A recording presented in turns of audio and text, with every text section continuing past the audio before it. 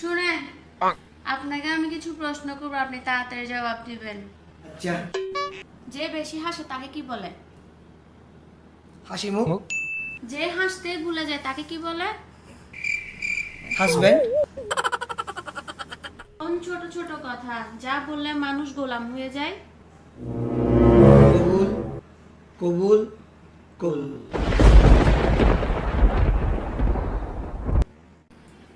অনেক বেশি ভাগ্যবান ব্যক্তিকে কি বলে?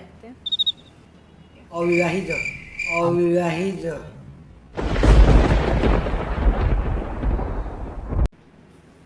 আচ্ছা, বাংলায় থাক, এখন ইংলিশে একটা প্রশ্ন করি। ঠিক আছে। ফিনিশ আর কমপ্লিটের মধ্যে পার্থক্য কি? আমাদের বিয়ে হয়েছে, তুমি কমপ্লিট আর আমি ফিনিশ।